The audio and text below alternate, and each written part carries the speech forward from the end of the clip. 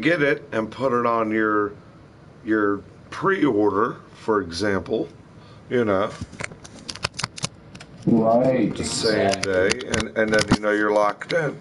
You're going to guarantee a copy. You're going to get a hard copy. You're not going to worry about the digital one.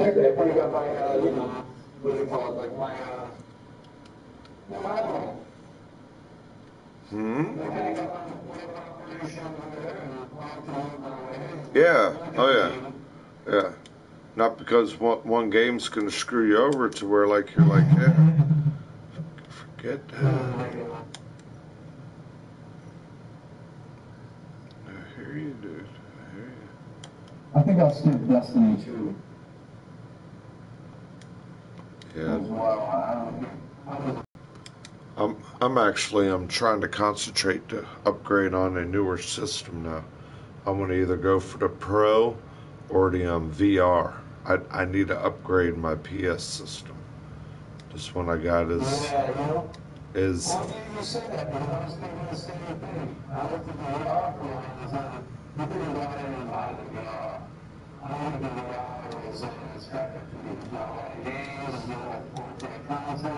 yeah.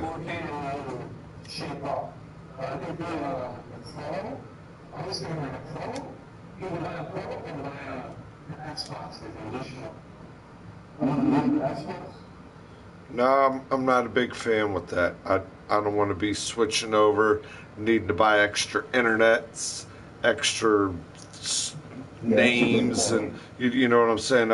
I'm already gotten to pay $60 to use PlayStation Plus to put my game online here. It's like, god dang, you never did that, never, Sony.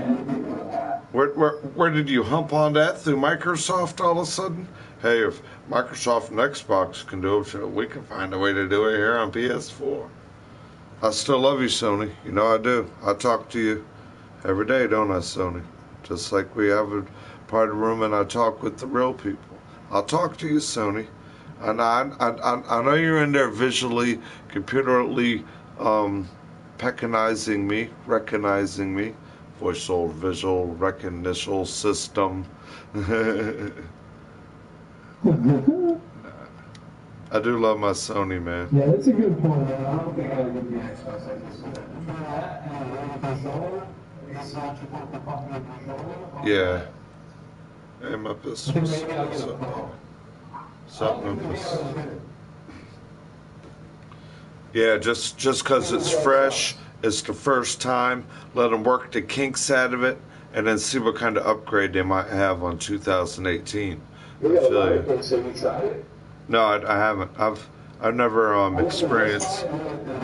I haven't experienced no 3D movie, no 3D TV, or any of the new VR.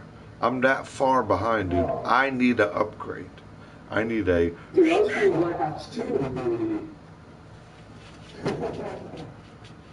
Titty twisting tornado thunderstorming where I'm at, dude. Got this like thunderstorm warning.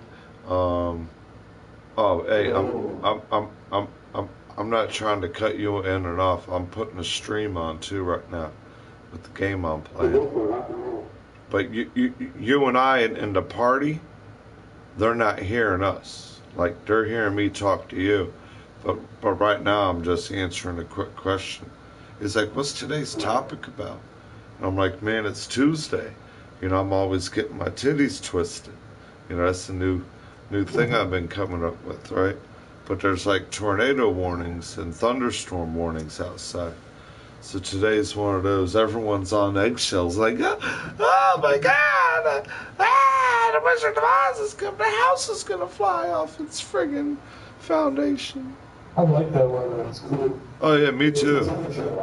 Man, dude, we're at like beautiful, like 76, 70. Yeah, like right at a little mid 70s. Yeah, right under 80s. It's nice. Yeah, like you said, that weather's always good. It's not humid, funky. Yeah, yeah. Okay, yeah, I was looking at your area a lot, trying to do some research because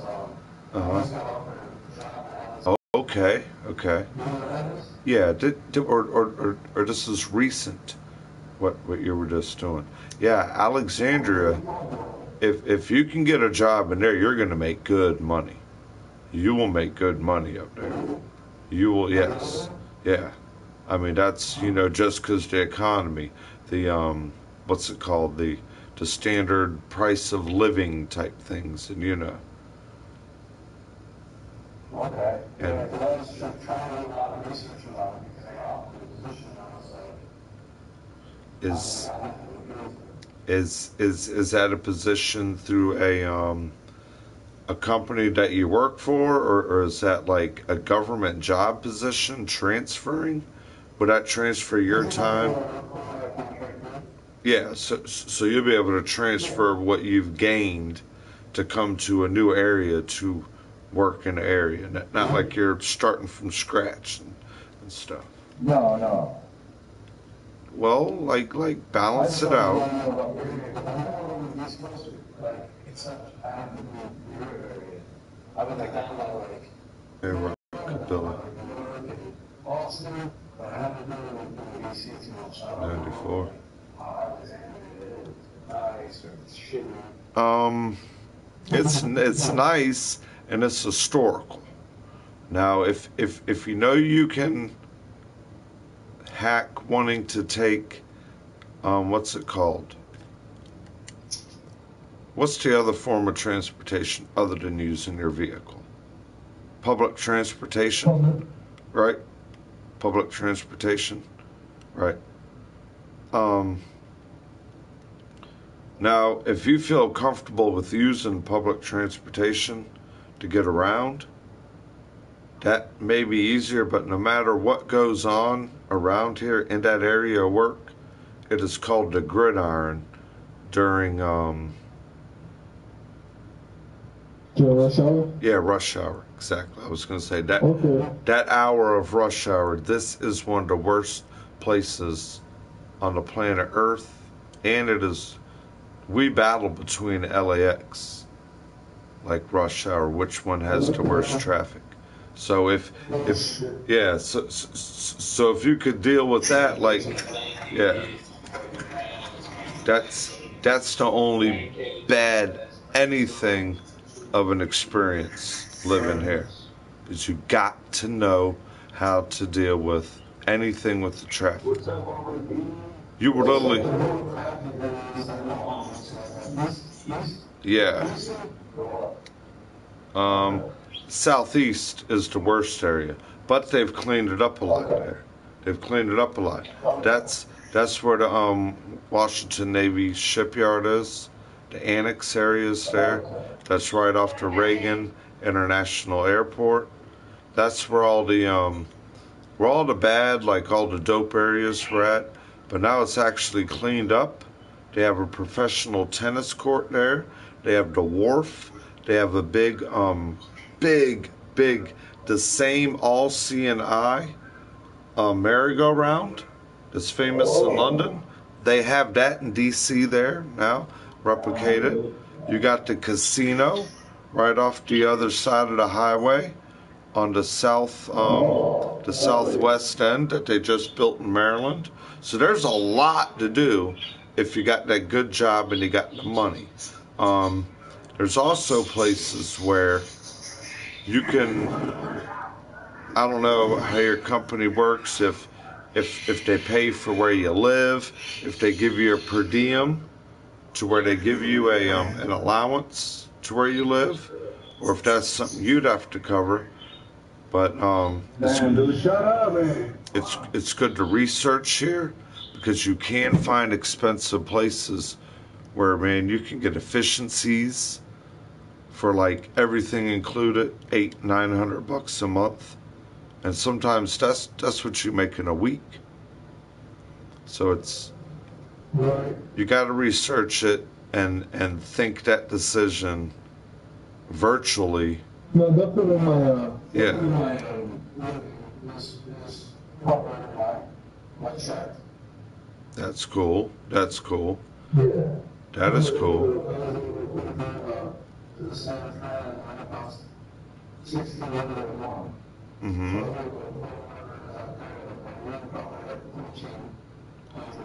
Oh man, you'd be golden then. You'd probably be able to get a row home, a town home, a very nice condo, an apartment.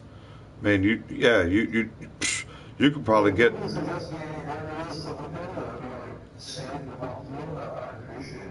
the best thing to do now is find out where your company is, you know, exactly where they're at on the map, and then do like a just a search in some of those protected condo areas, you know, where you have to check in. You got a protected parking garage. You have two spaces for your car. You know, you got monitors, security in the building. You can get a good place like that, you know. Pool, gym, you know, you can always get a place like that. Maybe shit, 15, 1,400 bucks a month. Right, definitely. And then you're right there, you know, you might not need to use your car. You can walk across two crosswalks and be at work. You I know. was also thinking like, Yes.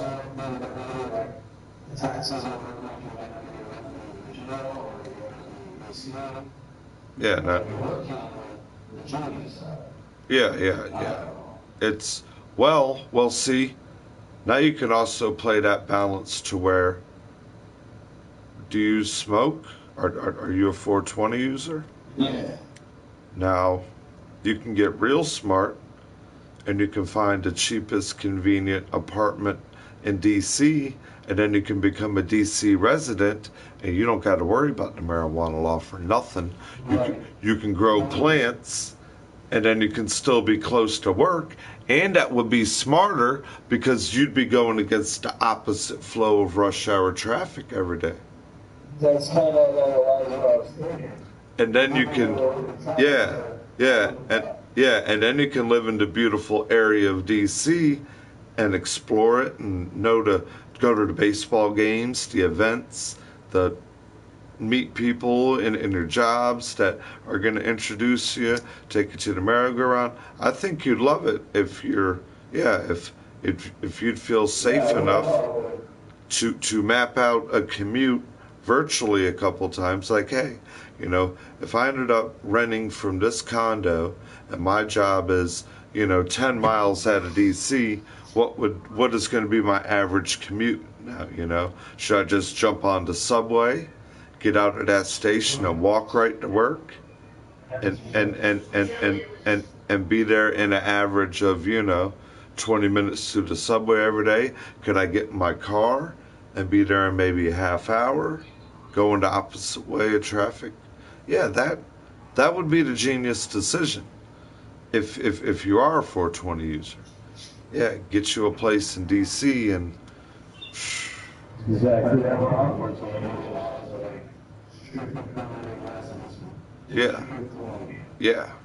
You can grow 4 plants, no problem, if you're a resident. And there's dispensaries already in DC. Exactly. And if you're already medically whatever registered or whatever, you're already golden. You can have people delivering to you. Oh man, you'd love it, dude. You'd love it. All right, well, I'm gonna look into it. If it looks like an opportunity, Oh yeah. Man, I'd love to hang out. Oh hell yeah, dude, man. We'll go to the college area where Georgetown is, where all the rich, beautiful girls are. Hey,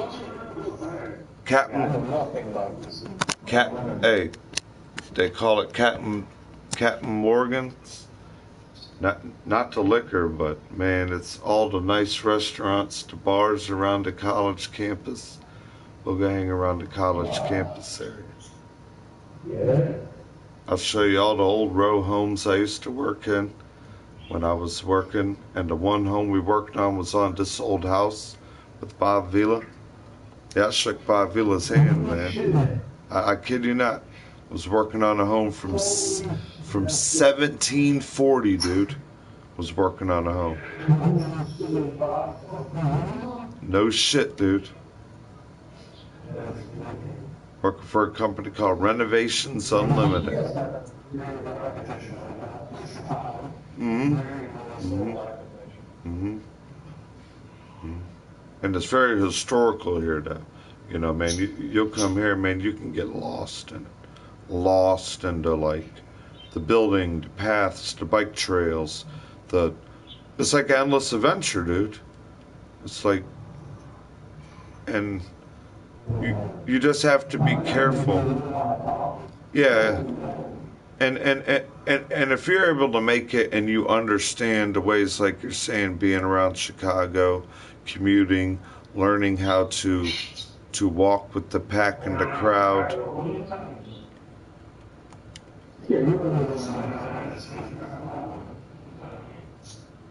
I'm talking to everybody, bro. My my buddy here, he's trying to get his job transferred. Talking to Del Monk.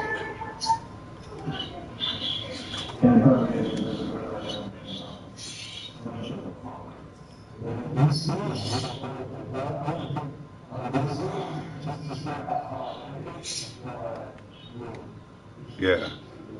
But one thing I will have to warn you about anything. The only bad thing I know around this area is the Metro. I call it the Metro Monster. I swear if I could gather a team of people and help me invest in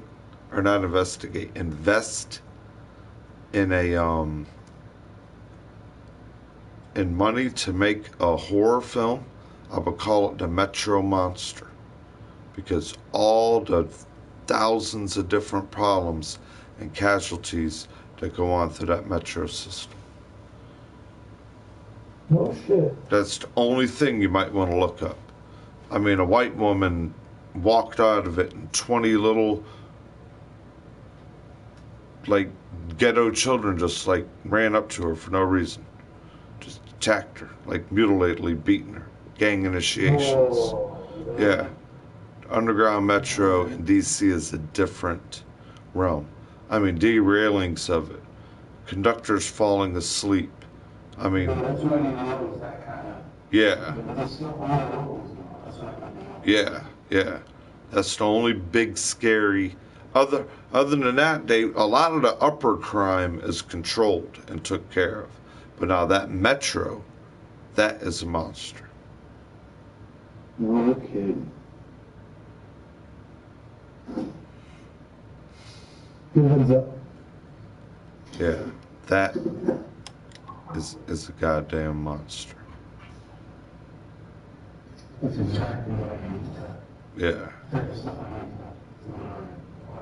Yeah. And that's what I was saying.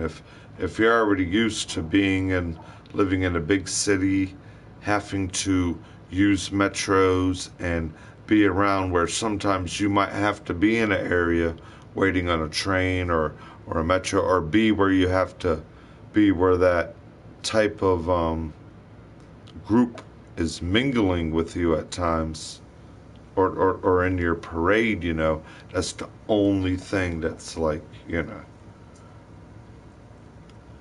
But everything else, like I'm saying, man, it is awesome what goes on. Mm-hmm.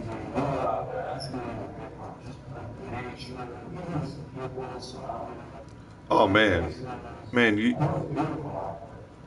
yeah. You could get in your car, and you could literally be in like West Virginia in 35 minutes, and just be like in the mountains, called Harper's Ferry. Yeah. And just be there in like a cabin, chilling. Like the whole, man, you worked that goddamn, yeah, yeah, exactly. You worked, you're pissed, you're stressed, you want away, you got a 3-day weekend, man, you're ready to get out. You used the extra day of your vacation time, you're going to make it a 4-day weekend. Boom, you get you one of those cabins out there for about $120, $100. Boom, you know, 35 minutes, about 20 miles west of D.C., boom, you're right there in West Virginia. Harper's Ferry. Streams, birds, fishing, trails, historical, yeah, historical looks. I think they actually got a historical looking view where you can be in West Virginia and see the red light of the Washington Monument blinking. That's the big pencil, what they call the pencil, you know, the Washington Monument. Big, long obelisk, you know. You can actually see, I've heard from the tip of Harper's Ferry, the red light from the obelisk of the Washington Monument. Wow. And you could be sitting there, you know, yeah, kicking back, away from it all. Rent paid in the first 2-week check. Got another 2-week check stacking up, feeling good, you know. Retirement. Weed growing for free. Don't gotta buy it after a while. Yeah. And they are promoting open-handed gift trades. That is a big thing they are promoting in DC.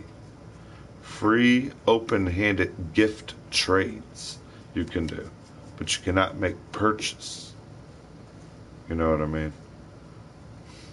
Okay. They're really spreading or wanting to promote the spread of, how can I say it? Like, if you move there and you're like, God damn, man, something funky is reefing in this hallway, you know, whoa, man. What kind of neighbor did I get lucky moving around, you know? And then you might be out there, you know. You got your little sliding deck door or whatever open, and you're sitting out there, and you see smoke trails, and there's some guy out there pruning on his plant, on his deck, 2 apartments down. Got a little music in the background, you know. He's probably doing a bong hit or smoking a bowl. Hey, neighbor. Hey, apartment 10, what's up? Hey. This is me, Del Monk, man. I'm over here at number 8, man. Mind if I come over there and talk to you, dude? Hey, you know. Or, hey, girl, man, how you doing? That smells good over there. You'd be amazed by all the friggin' professional women that are in D.C. Oh, my God. I mean, professional women. You know what I mean by that term, you know. You know what I mean by that.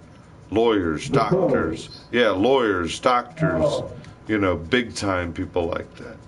But they're young, you know, they're young and sprung, you know, they're out there. They're on the prowl, they're on the search. They came there on a mission like you did, you know. They ain't from here, they want to be in the nations. Yeah.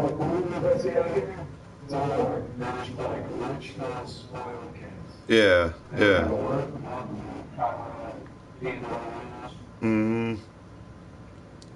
Fucking pools half Olympic size.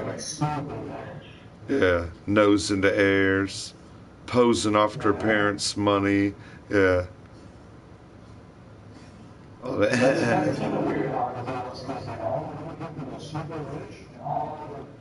So segregated, like super segregated.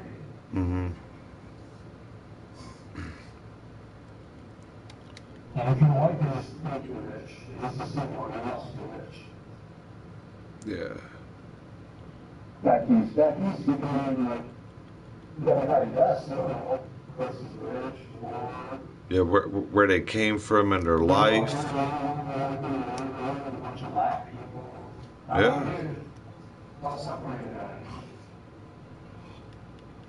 And they don't leave that. Like, anyone born in the valley is always going to be a valley person, living in the valley, the Beverly Hills, and all. Yeah, right. Yeah, exactly. Mm-hmm.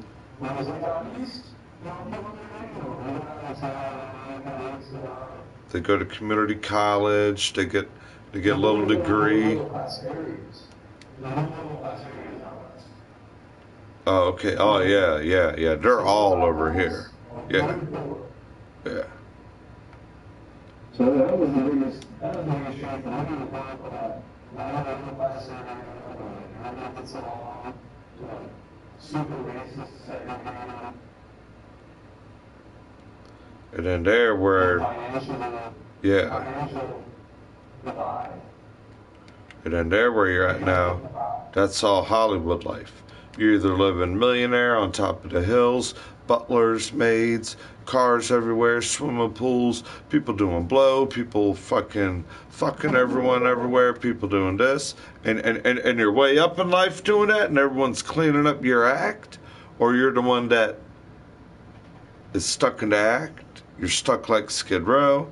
You're stuck on a weak paycheck.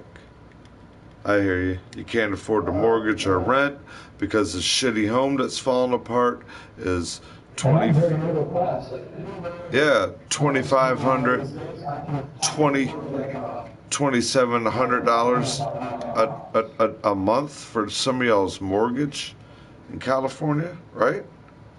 For like a 2-bedroom pad, $2,800 a month. What the fuck? How do you expect a person to create a savings?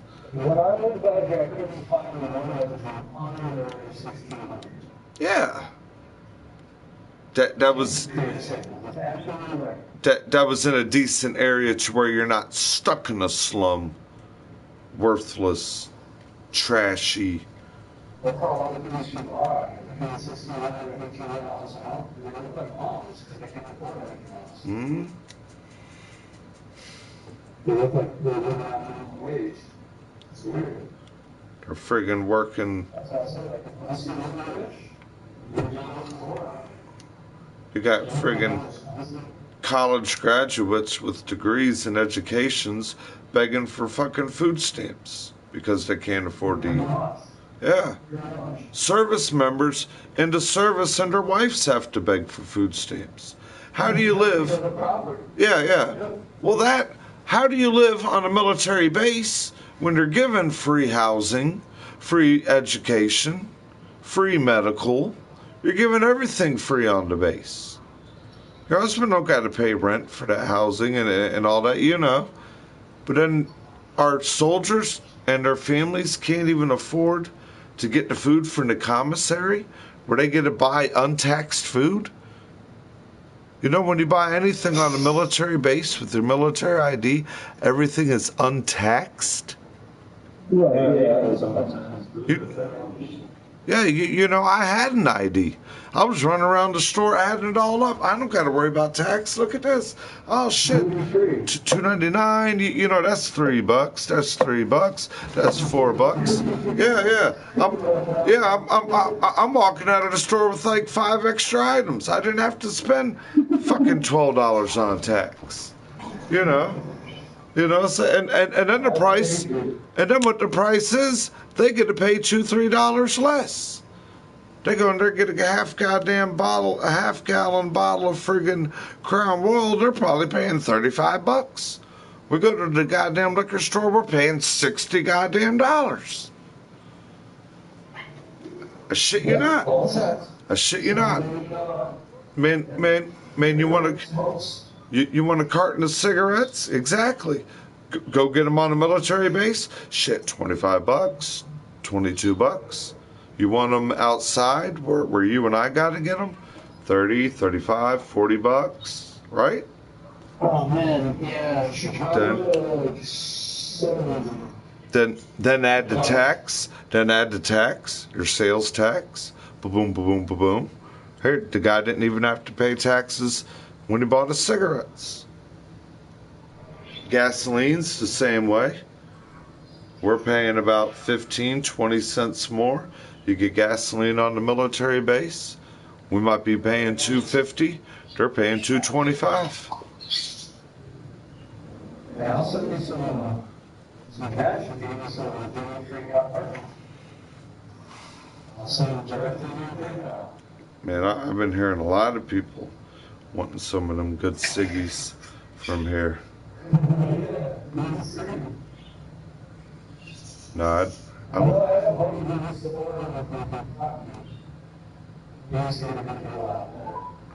I don't.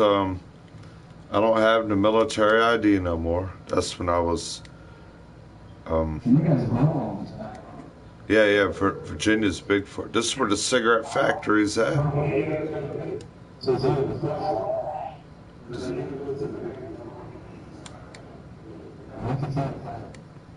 The cigarette factory, Philip Morris, is 45 minutes south of me.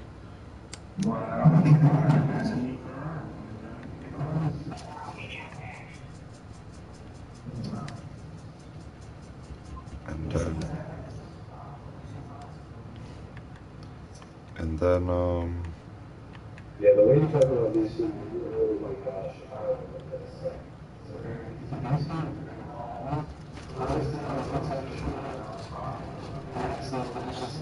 that's where my dude, that's the history where my mom and dad met each other. Oh, really? Yeah. My mother was a cocktail waitress in a big nightclub. I don't know exactly the schematics. I just know that this is where they met. And my father was a bouncer. He's a Vietnam veteran. He's a farm boy. He's a big, burly, big, upper-chested, muscular man, you know. He was like a bouncer. You know, he'd walk the floor because it was one of his Vietnam buddies' family's bar and nightclub. Cool. And he begged my dad, man, you're my Vietnam buddy. We got out of this shit together, you know. Come here. I'll put you to work, you know. That's when the big dope scene. That's when a lot of the dope scene was in effect in the 70s. Disco time, dancing, cocaine. There was a lot of drugs. There was a lot of drugs smuggled in. That's another thing that my dad and the guy were doing. They were taking apart 8-tracks, and they were sending boxfuls of 8-tracks stuffed with dope, heading a big plan, and that was the plan, to go to that downtown Chicago and run that nightclub.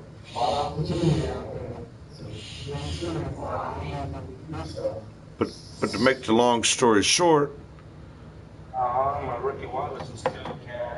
with the way my mother looked back in the day, my mom was the bomb. She was a blonde bombshell, right? And she'd always be strutting the floor, my dad said. He'd just be back there watching. And he's like, there she was, the best looking one, the best looker. You know. Always mouth drooling at her, but to make a long story short, he didn't see her on our normal walk and shift and went looking around and found her in a place he didn't want to find her. You know what I mean? And then when he did, it all connected as a connection and relationship from then on. Right. You know, he basically picked her back up after something traumatic happened to her that I really don't want to put too much detail in, but you know. But that's what created the bond there. You know, when Sally met Susie, or however that term goes, you know. Yeah. And it was all in Chicago. Yeah. Oh. And my pops is a Illinois native. You know, his family is Southern Illinois, farm boy, country boys. Yeah, they go to the East Coast. It's like the one section of the country, but not in the country. It's like there's a lot of history, big architecture. Oh yeah, that's where I'm from. Yeah, I ain't from Virginia, man. Hell no. I was moved here. I was brought here. I was removed from the Midwest. My roots are still there. My roots are there before they called it Illinois, dude. That's what I That did. sounds familiar. I think I remember something like that. Yeah, you remember what I was telling you? That's what I don't like me. Before it was called Illinois, my family was there, you know. Before they walked this nation called, when the Indians were there, my family was there. My family took the blueprint guided order from the Unaki, you know. I shit you not, man. When you can go that back in history, you know. That's wicked. Hell yeah. When they'd hand make burial mounds and they'd hand make different plateau levels of where kings and chiefs would live in higher levels of earth than their siblings would live, and then everyone else in the tribe the workers would live below, like in a village, you know. They built a lot of that in the Midwest. Underground protective aqueduct systems. That's what my family was. We're gonna smoke some fucking cancer. I hear you, brother. Smoke some of that Virginia cancer chemical, Philip Morris. Man, if you ever come here, I'll drive you to friggin' Richmond, right there where the factory is, and I'll bet you'll throw your goddamn pack of cigarettes over the friggin' I-95 South Bridge into James friggin' jackknife U-turn, because I am not sticking one of these goddamn cigarettes in my mouth if this goddamn place smells that bad, and I am drowning my puking the last 5 miles down this road before I approach that goddamn gigantic factory that's goddamn 2.5 miles long down the highway Interstate 95 from Maine all the way down to friggin' Miami, Florida. You can drive by it in Virginia. When you get in that area, I swear to God, and start driving on top of that bridge over top the James River, that motherfucking foul stench. Dude, there is a stench in that city they said they have not been able to remove for 20-something years. Bullshit. It smells like mixed up manure. If you ever smelt the worst stench of manure, it smells like 30 piles of death. It smells like rotten piles of stagnant, stenchy hydrilla. Rotten piled Animal carcasses. man, dude. Well, what they say is no one knows secretly why the Skull and Crossbones Society meet in Virginia so much under Richmond. And whenever they see a lot of white people gathering in Richmond and then disappearing, they know they're all under there, and then a wretched stench for weeks and weeks later excel. Now there is conspiracies on what they do there and what is going on down there, and why a lot of black people end up missing around there. That's one of the biggest places in America where only black African American people end up missing constantly. 10 to 15 missing people a month. That's creepy. Yeah. And all these long lizard neck people all gather up in the High Rich Skull and Crossbones Society here, where that big factory is. You know, all that big money. You got to imagine how much all that money that one factory makes, where every one of those cigarettes, everyone is fumbling in their hands.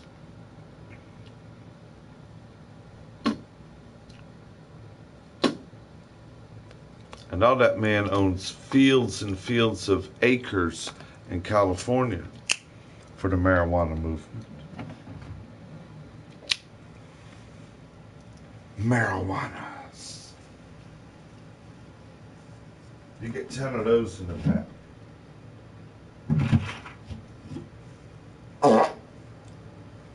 Marijuanas. Yeah, you don't get 20 tobacco marijuanas. They only give you 10.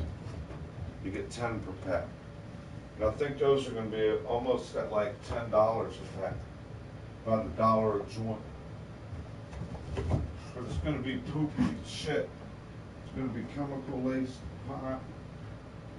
I'll be back.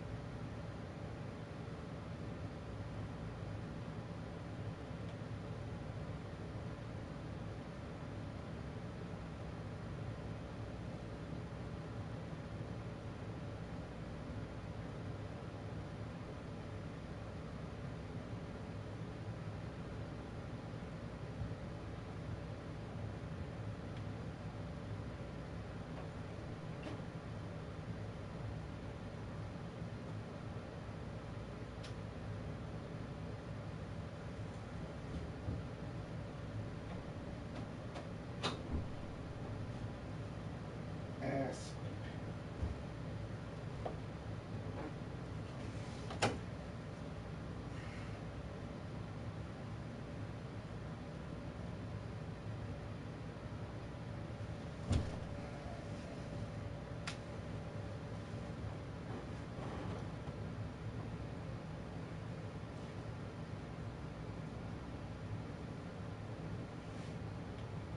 Finish your ciggy.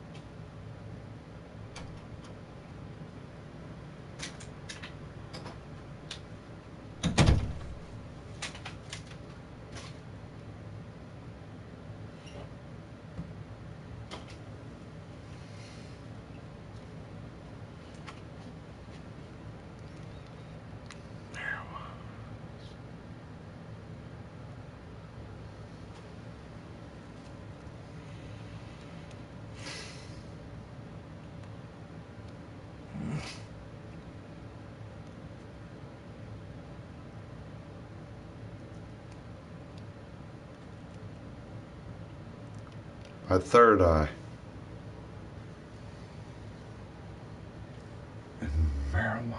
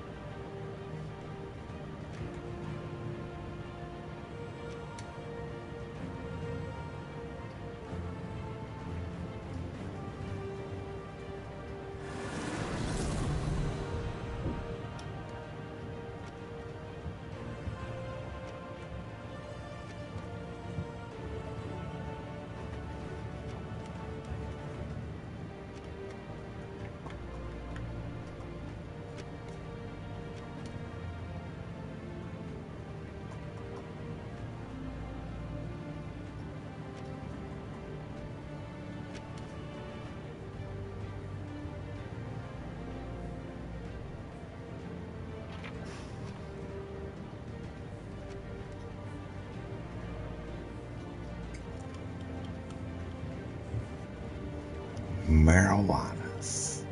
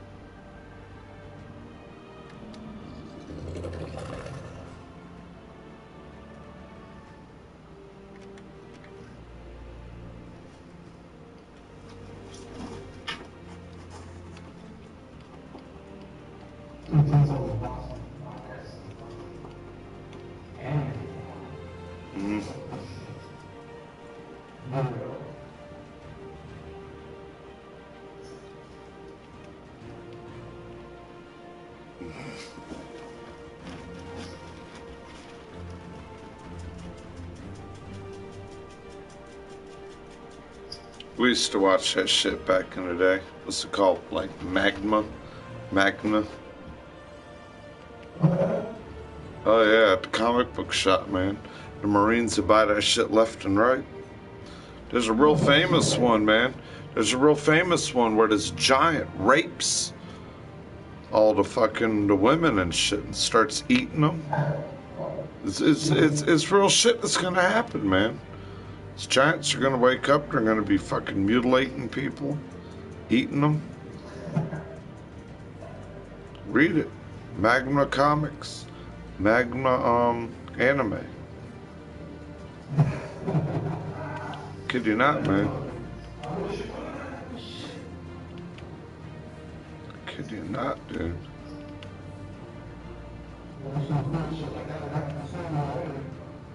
Look at that damn Colorado International Airport and look at that mural in the ground where giants are climbing through it. Really? Oh yeah. And then there's Kalashnikovs with people with gas masks shooting at all the children and all the women. And they're all hunched up together, scared. Remember the nursery? There once was a woman that lived in a shoe. Remember?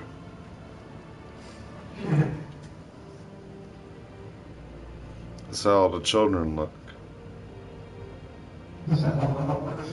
Mm-hmm. Old Mother Hubbard. No, she's different than the old woman in the shoe. Mother Hubbard sat in the Hubbard, eating her porridge away, and then here come poor little Porgy, or poor little Georgie. You know, something like that. That's a different one.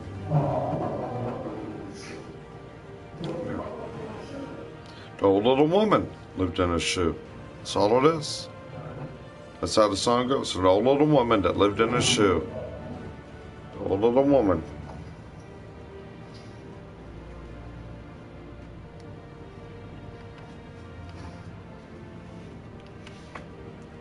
Or the other one, ring around a rosy, pocket full of posers. It's all twinkling up their nose and they're all friggin' numb and ringing around the posy, it all falls down. The downward spiral of life.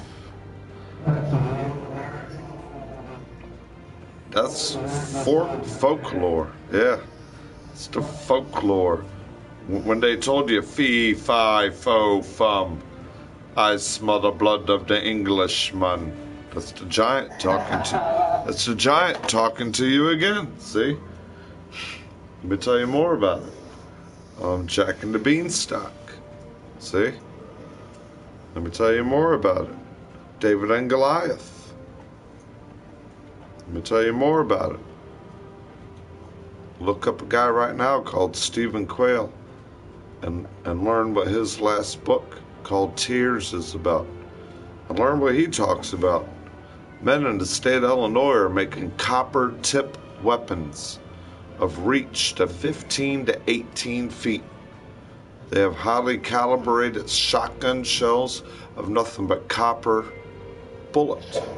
The only way you can kill them but penetrate and destroy this beast is entering copper into his bloodstream. If not, it's a rejuvenating healer. At the time before these giants were captured and possessed, there's what helped build the pyramids, what helped build and protect and make the Indians, the aqueducts. They're the trainers and the teachers. See? Multiple books. Multiple books. That guy is the scholar knowledge of it. They have National Geographic Channel. Ancient Aliens want to make a whole year on nothing but what he talks about. He refuses it. Because anything on TV won't be the truthful information that he wants you to know. Watch him, man. He has multiple hours and clips of knowledge that will wake you up and be like, oh yeah, what's going on? interviewers from retired CIA people, retired military people that have been under earth. What's going on in the Grand Canyon? What's going on in the goddamn pyramids? Mummies in the pyramids that are 18, 19 feet tall. What is actually wrapped behind a mummification when you can actually rebirth and put life into a mummified corpse and watch it raise and walk like a walking zombie? Oh man, it'll tell you everything. Well, that's what's going on. Yeah, that's what's going on, man. They could take you underground. What do you think they did to Jesus? They took him off that crucifixion, and then like they're saying, you remember when they're saying, and then the rock rolled into the hole where they took him, and then the rock opened back open? Those are like how these caves. Aircrafts can fly in caves. That's what they did. You know, he went in the wall of the rock to go to the underworld. He got resurrected, brought back to life 3 days later. You know what I mean? Walked back out that door. You know, walked back out that door where no one was allowed to go to the under-earth. You know. We're up here, man, we're up here in the feast and famine. We're wearing computers in us like dog leashes, you know. Computer chips are in people where people are trained in the military. They got chemicals in them called government radioactive truth serums. Everything I'm saying right now is vibrantly recorded and programmed and reheard through so many servers and filtered through 10 other people's ears to where everything we're doing is an investigation. But for me to have a freedom of speech, I'm not against anyone that is here to protect us to do what they have to do, but there's also organizations and scientists and things going on that aren't here for any of us. Remember I told you like that stench? Man, I'll drive you right there where the factory is and you'll throw everything that involves a cigarette over the bridge in the James River and grab the damn wheel and you'd be puking at the same time. Get me the fuck out of here. Help me, dude. Don't bring me here. Get me out of here, dude. Get me out of Virginia, quick. Well, why did you bring me here? Yeah. Why would you do that? Yeah, exactly. Let's go to Canada. Where's the wilderness? So, Mike, man, if anyone wants to come, man, research it first. It's good to visit, but then when you adapt on it, man, it's crowded. It's heckling. You got to think it's around the nation's capital. You got a big friggin' major cigarette factory controlling all this shit in Virginia. You know, Virginia and California battle for the top 3 richest counties in America. Virginia sometimes has in the top 5 counties in America, Virginia always has 3 of them. Arlington, Alexandria, Fairfax, Loudoun, Prince William County, they're always on the top 10. Virginia has the biggest tourist attraction in the world. Off the highway. No, they come to a mall called the Potomac Mills Mall. That's 4.5 miles long. Nothing but international stores and outlet stores. There are so many spoken languages on there that is one of the first places anyone that visits America that comes from the East Coast, they automatically go. People fill up with charter buses to where you and I would go in there and we would barely hear to understand our English language. The smells of it, the cultures that you'll see walking in there, you'll feel like you got lost till you walk back out the door.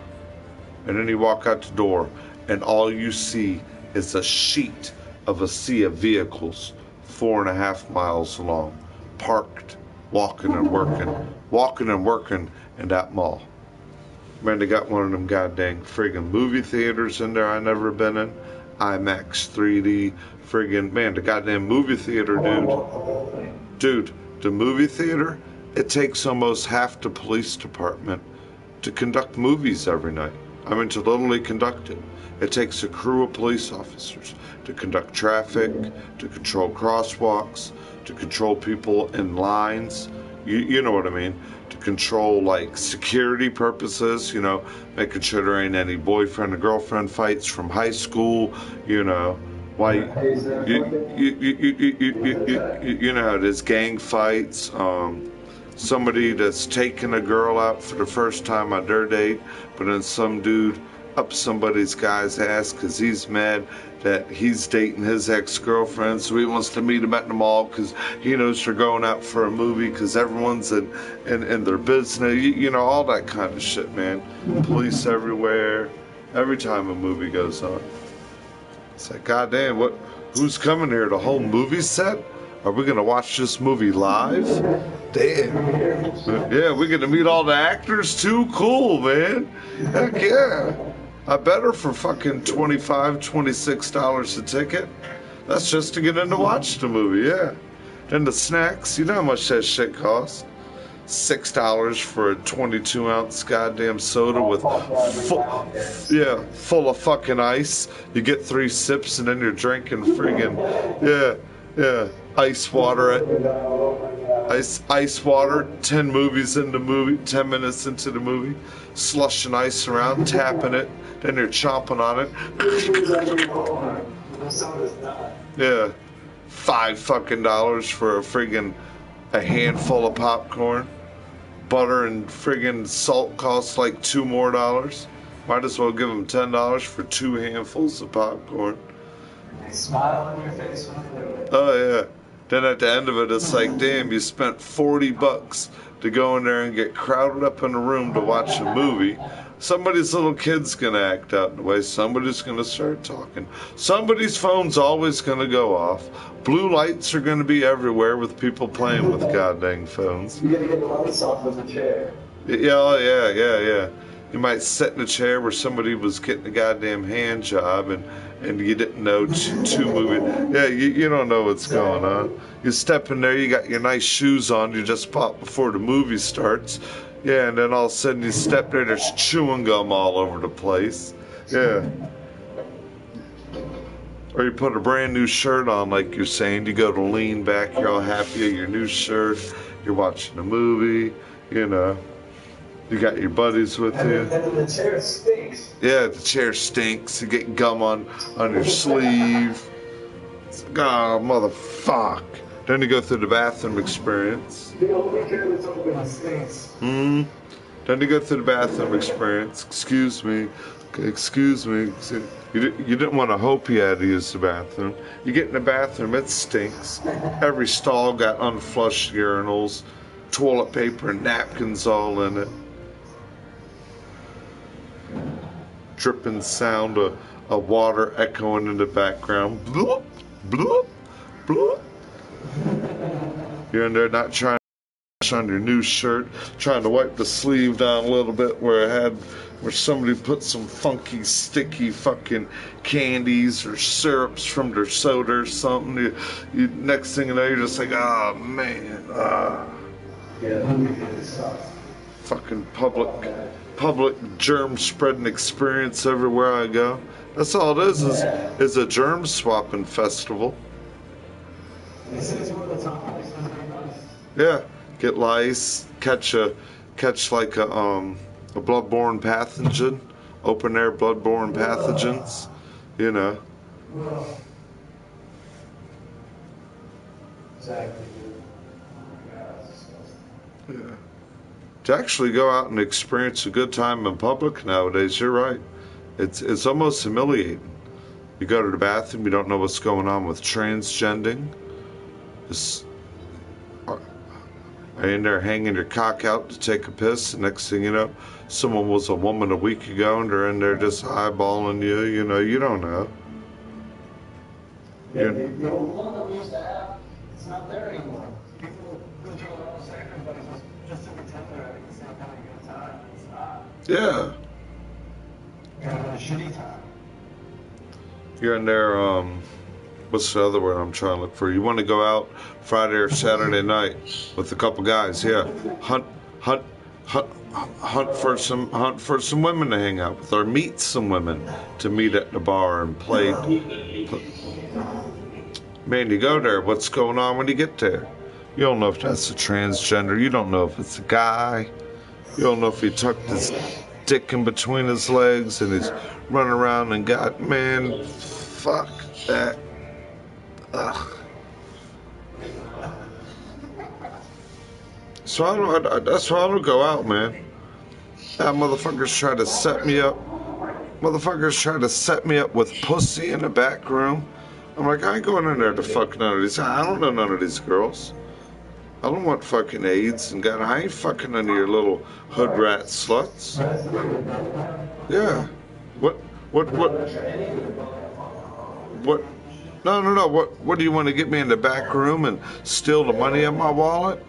Watch a couple of your thug buddies jump out of a goddamn closet and rob me? Next thing you know, that's what they were trying to do. Steal my fucking car from me.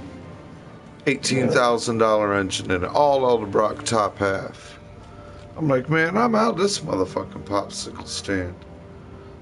Even though I work with, even though I work with one of you, I was like, hey, man, obviously you're chilling, hanging out. I'm gone, bro. Bye. I got my car, man. The same time I walked down there, unlocked my car, got in my car, I seen a Marine walking out of the apartments. I was like, oh man, check this out. There's one of my Marine buddies. You can always tell a Marine by their haircuts, you know. The next thing I know, I see 2-3 other carloads, 4 or 5 carloads full of a bunch of nanas. I said, these little motherfuckers. Got in my car. You know what I did when I left that apartment complex?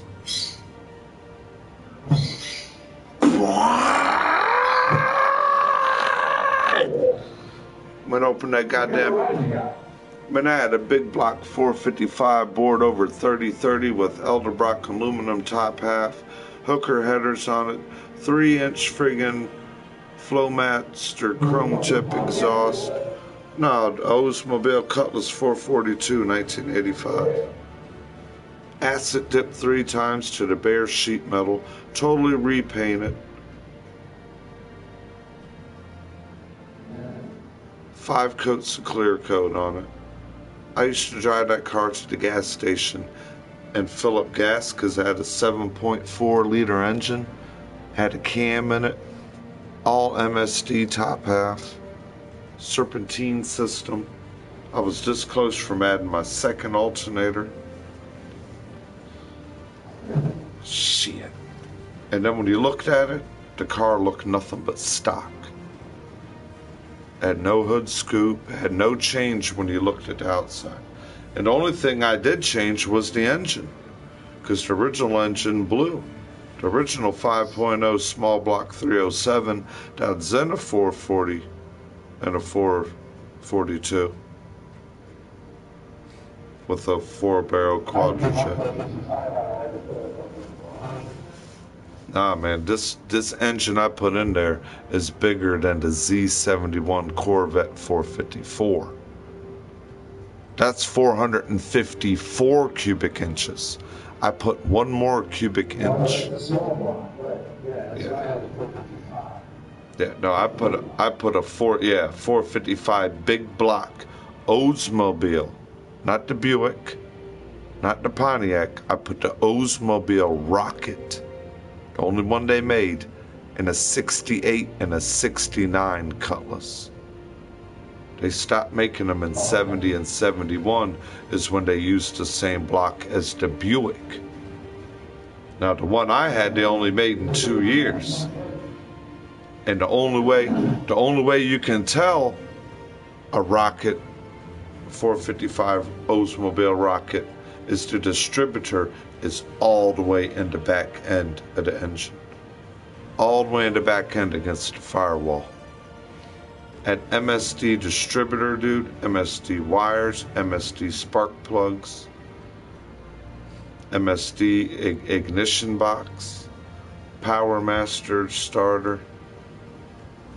Friggin', I'm out there riding my sister around because I had a 3-speed turbo automatic transmission. It didn't have overdrive. So if I was to ride that car on a highway, it ain't getting out of third gear. It's staying at that high RPM, almost redlined. You know what I mean? You gotta learn how to feather that. It doesn't drop down. Yeah, it doesn't drop down into fourth gear and then be on overdrive and then sit there and feather out at 2.5 RPMs under orange. This thing only had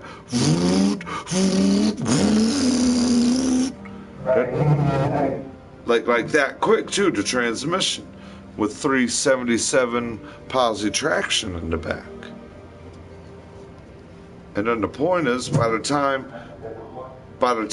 you're in that third gear and those gears shift that quick, all you can do after that is called play your gas pedal like you're playing the drums.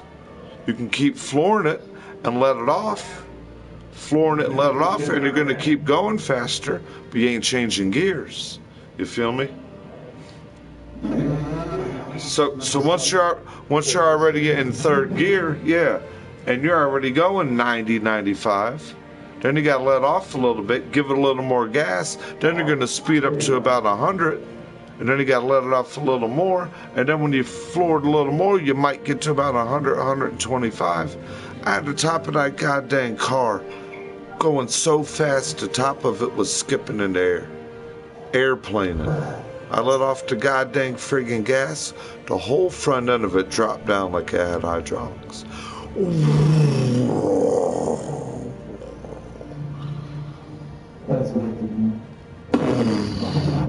Man, it dropped down, it almost went backwards for a minute. And then I gave it a little more gas and it just crawled and growled at you.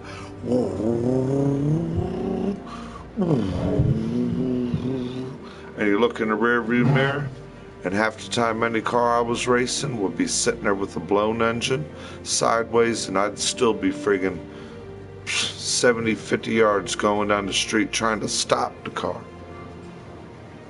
Like, damn, the only thing I could never fuck with that car. Oh yeah, two-door. Only thing I couldn't fuck with that car was any Corvette. Only thing I couldn't fuck with. I went against a Honda Civic.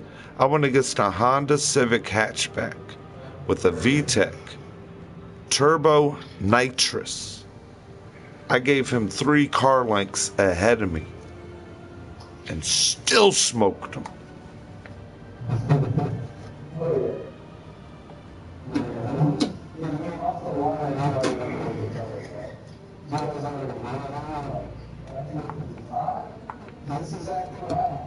Yeah.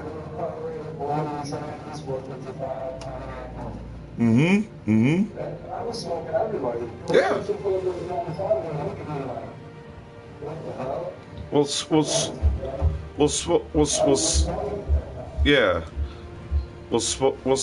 see what happened with me with Corvettes is none of them would try to race me off the line.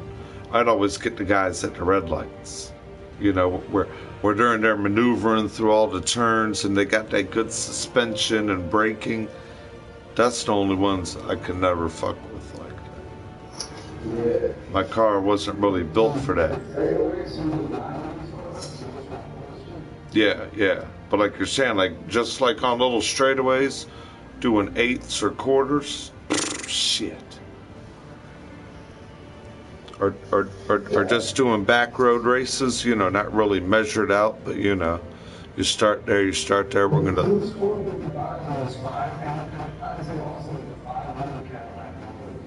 Yeah, dude. That's what they put them double blower superchargers in, those Chevelles, and put a big blower out the top. You're right, put a 500, put a blower out the top. Goddamn slicks on there, 40 something inches friggin' wide, tubbed out in the back roll cage. Goddamn thing in there, drink 3 gallons of gas the minute you turn it on. You hear it going clunk, clunk, clunk, clunk, clunk, clunk. Uh-huh. Exactly. You see the goddamn fuel gauge going down quicker than the RPM gauge is. Mm-hmm. Like you say, you start to give it gas, and you watch it go from a friggin' half tank to a friggin'. You used the eighth of a tank just in that little tap of gas, real quick. Yeah. Exactly. This is the biggest full up in that color, and this thing got like that F-line. Hmm. Oh.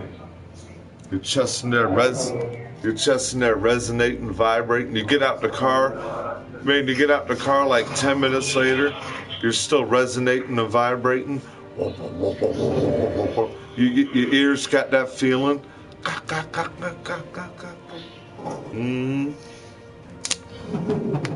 RPMs, baby.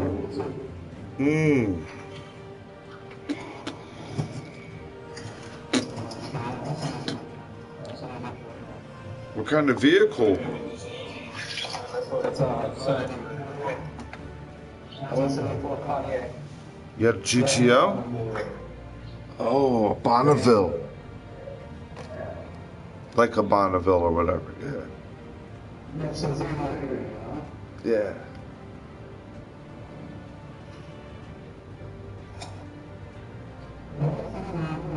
Two doors, but it's the biggest vehicle I've ever been.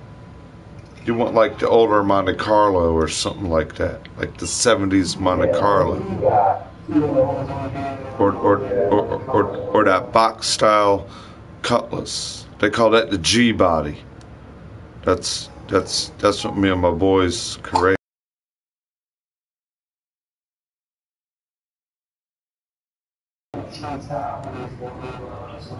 Yeah, you had to ride a G body style to be in our car club. Monte Carlo, Buick Regal, Pontiac Grand Prix, Cutlass. I had 2 of them, man. I had 2 of them. I had 2 of them, bro. I had the 86 Grand Prix Braham. That. Hell yeah, bro. 4-door? Hell yeah. That goddamn. That trunk is where the thumps would come out of. You put any box in a Caprice trunk. Get out the way, man. I used to be in a car club, guys. Professional car clubs. We'd install stereos for people, I mean, we never do a lot of mechanic work. We never had the way to do machine shop work. But basic mechanic work, brakes, alternators, starters, basic shit. Car stereos, tinting windows. I met a lot of big talented car painters from California.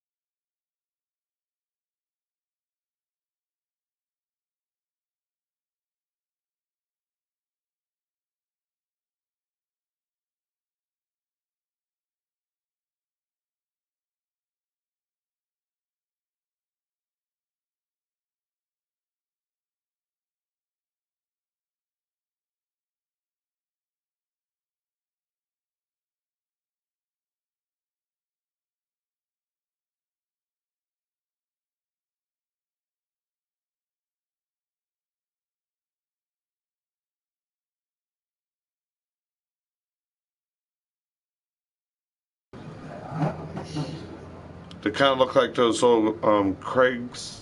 What do they call it? The